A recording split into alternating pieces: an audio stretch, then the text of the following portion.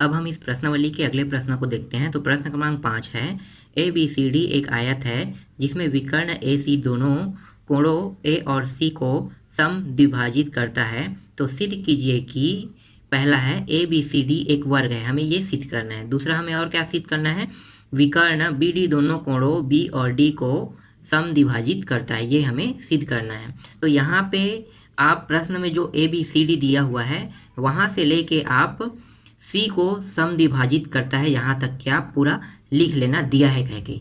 उसके बाद सिद्ध क्या करना है मैं यहाँ पे लिखता हूँ। तो यहाँ से आपको लिखना है, सिद्ध करना है पहला ए बी सी डी एक वर्ग है, ये हमें सिद्ध करना है। और एक और है उसको भी लिख लेते हैं। दूसरा, विकर्ण बी डी दोनों कोणों बी और डी को समद्विभाजित करता है, ये भी हमें सिद्ध करना है। तो पहले ए बी सी डी एक वर्ग है, इसको पहले सिद्ध करेंगे। तो यहाँ पे देखो चित्र पे आते हैं।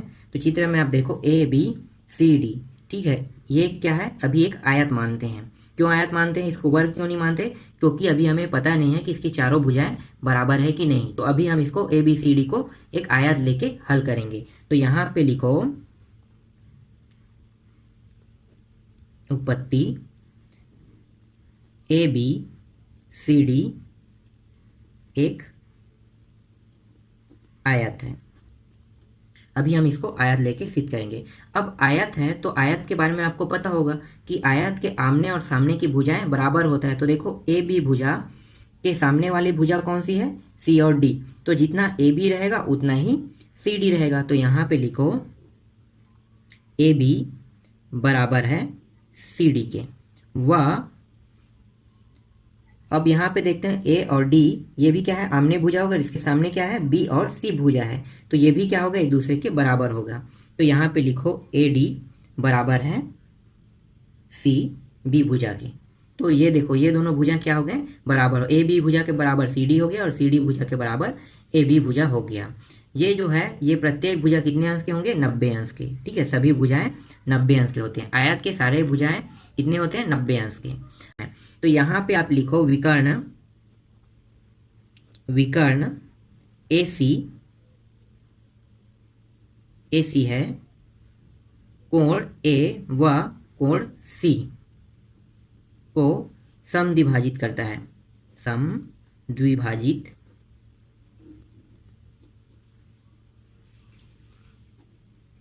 करता है। अब यहाँ पे पुनः हम चित्र में देखते हैं। तो चित्र में देखो, यहाँ पे देखो कि ये जो ए सी एक विकर्ण है, ठीक है। इसको ए सी जब विकर्ण डला तो ए कोण जो है इसको दो हिस्सों में बांट दिया। एक कोण क्या बना, ए, और दूसरा कोण क्या बना, कोण 2 बना। दो हिस्सों में जितना कोण 1 रहेगा उतना ही कोण 2 रहेगा। इसी तरह से यहाँ पे देखो कोण सी भी 2 हिस्सों में बढ़ गया। एक कोण सी और एक कोण 3 और एक कोण 4। तो जितना 3 रहेगा उतना 4 रहेगा।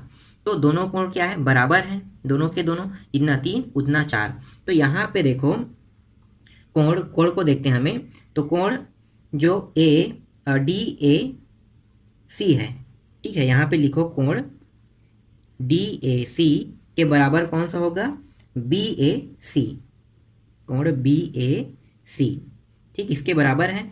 जितना ये होगा उतना होगा। और इसका मान कितना है, इसका मान है 1, कोण 1, और इसका मान कितना है, कोण 2। तो देखो कोण 1 और कोण 2 दोनों बराबर हैं। इसी तरह से देखो इसमें देखते हैं।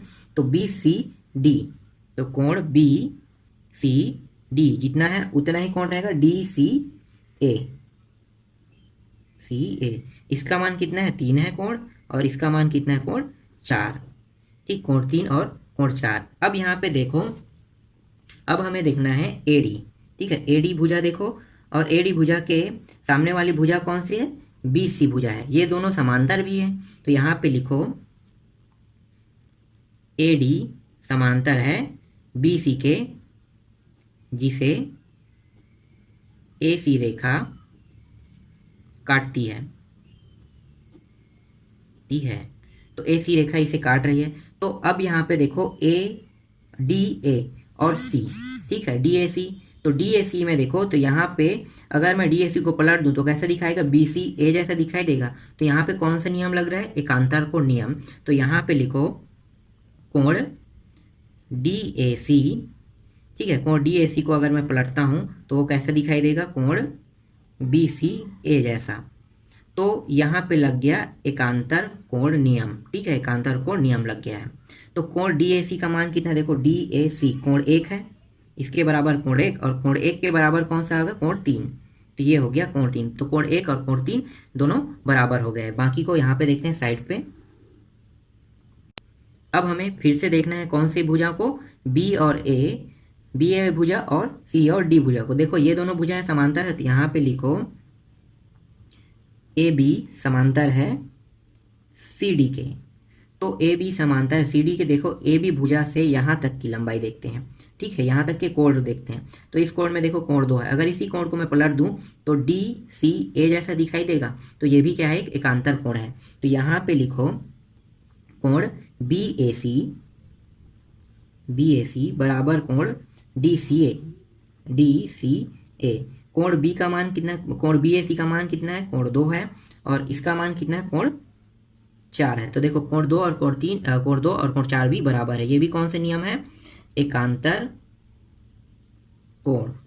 तो यहाँ भी कौन सा नियम लगा, एकांतर कोण नियम लगा। अब हम त्रिभुज में देखते हैं। त्रिभुज देखो, त्रिभुज एबीसी में, पहले त्रिभुज एबीसी में देखते हैं और साइड में यहाँ पे देखते हैं त्रिभुज, दोनों को साथ साथ लेके चलते हैं।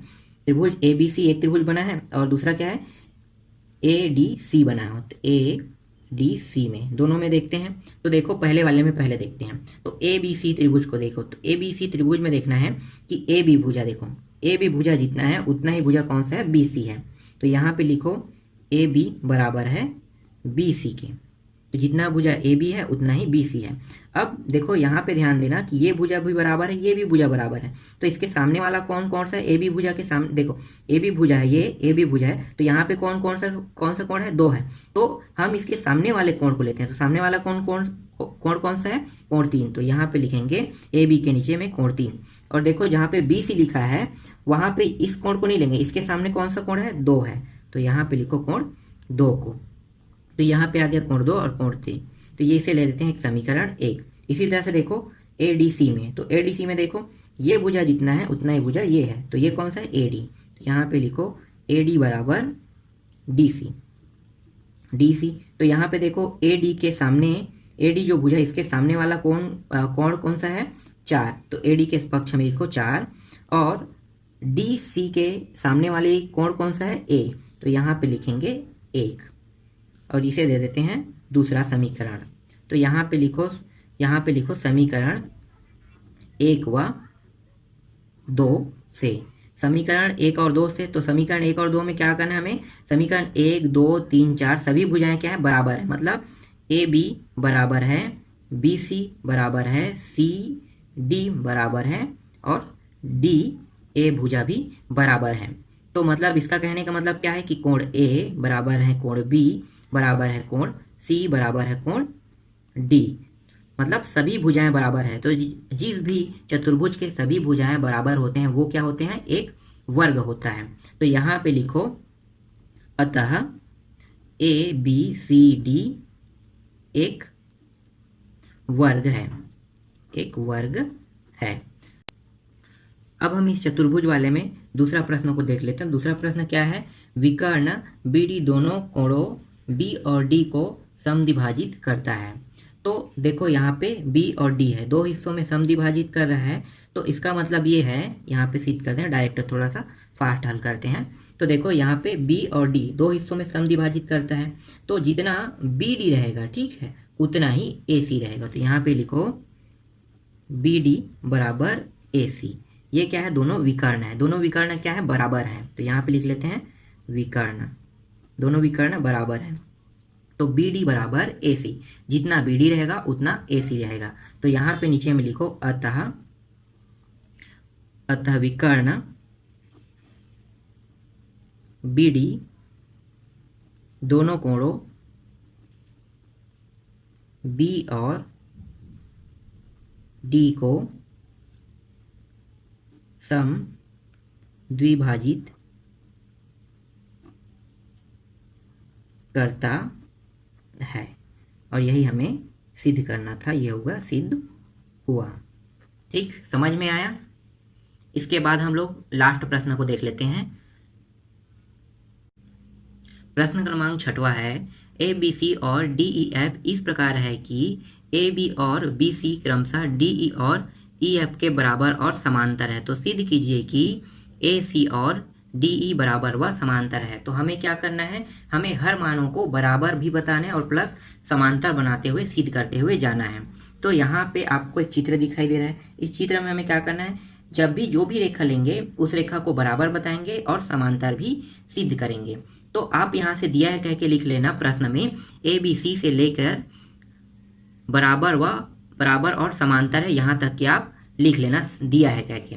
उसके बाद सिद्ध करना है, वो का क्या क्या है, तो यहाँ पे मैं लिख रहा हूँ सिद्ध करना है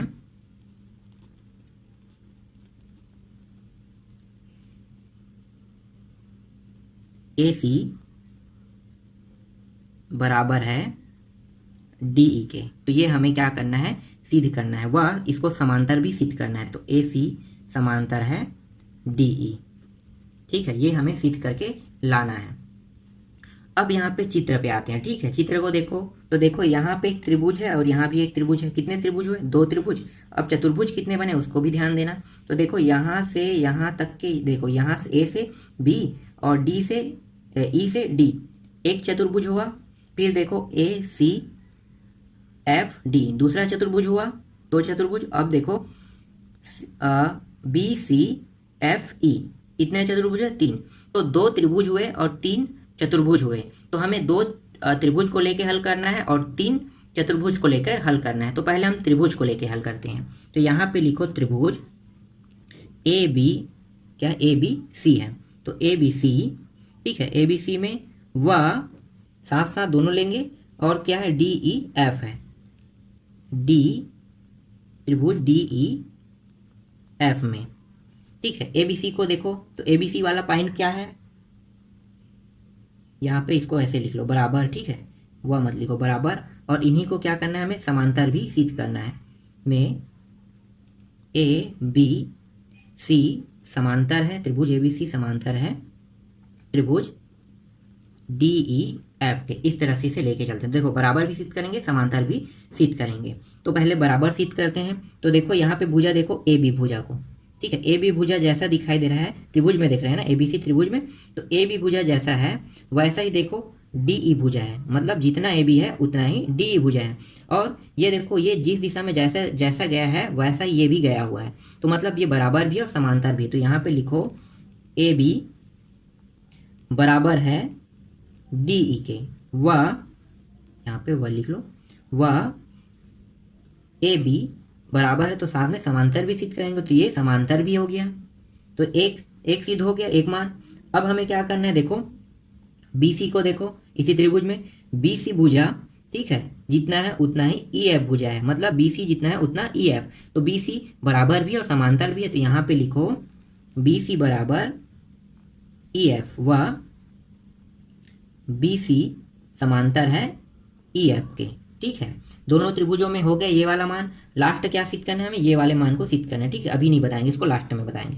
अब क्या करेंगे, 3 त्रिभुज है, 3 चतुर्भुज है। अब चतुर्भुज को देखते हैं। तो चतुर्भुज पहले देख लेते हैं ए बी ई और डी में। तो ए बी ई डी में देखते हैं। ए बी ई डी में देखो, तो ए बी में देखो, यहाँ पे देखो बी ई भुजा, चतुर्भुज में का नियम क्या होता है कि आमने सामने की भुजाएं बराबर होता है। ठीक है, तो देखो आमने सामने कौन है, ये आमने है तो ये सामने है, ये इसका आमने है तो इसका ये वाला भुजा सामने है। तो यहाँ पे देखो बी ई भुजा जितना होगा उतना ही डी ए भुजा होगा। तो यहाँ पे लिखो बी ई बराबर है डी ए, और ये साथ साथ क्या होगा, समांतर भी होगा। तो हम समांतर भी सिद्ध करते जा रहे हैं। तो देखो जिस दिशा में ये जा रहा है वैसे ये भी जा रहा है, तो बी ई समांतर है डी ए की। अब इसके एक और भुजा बचे, ये वाला और ये वाला। ठीक है, जिसको भी वैसे ही लिख लेते हैं, दोनों भी समांतर होंगे। तो ये हो गया ए बी बराबर है ई डी, व ए बी समांतर है ई डी। ठीक, एक चतुर्भुज कंप्लीट हो गया। दूसरा चतुर्भुज देखते हैं अब। दूसरा चतुर्भुज में देखो B C F E, B C F E में देखते हैं तो देखो यहाँ पे इसका भी क्या होगा, आमने सामने की भुजा बराबर, इसके भी आमने सामने की भुजा बराबर। तो यहाँ पे लिखो बी ई बराबर है सी एफ के, तो सी एफ। फिर ये जो भुजा बराबर भी है और साथ ही साथ समांतर भी है, तो इसको समांतर भी लिख लेते हैं। अब देखो ये वाला भुजा देखो ई एफ बराबर है इसके बी सी के, तो बी सी के बराबर भी हुए और इसके समांतर भी हुए, तो यहाँ पे लिखो बी सी बराबर है ई एफ व बी सी समांतर भी हुए ई एफ के। अब तीसरा देख लेते हैं, साइड पे देखते हैं। तीसरे वाला जो लास्ट जो बचा है उस चतुर्भुज को देख लो। तो यहाँ पे कौन सा चतुर्भुज बचा है, ए सी डी ई, तो यहाँ पे लिखो ए सी एफ डी में। तो यहाँ पे देखो इसके भी आमने सामने की भुजा क्या होंगे, बराबर होंगे, इसके भी आमने सामने की भुजा बराबर होंगे। तो ए डी जितना है, ए डी बराबर है किसके, सी एफ के, तो जितना ए डी है उतना सी एफ है, तो वह ए डी समांतर है सी एफ के। ये हो गया।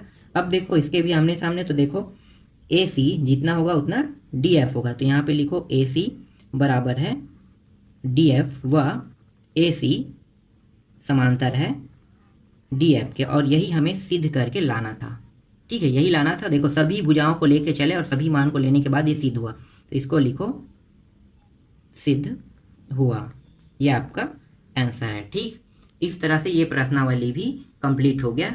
इसके बाद हम लोग अगले प्रश्नावली को देखेंगे।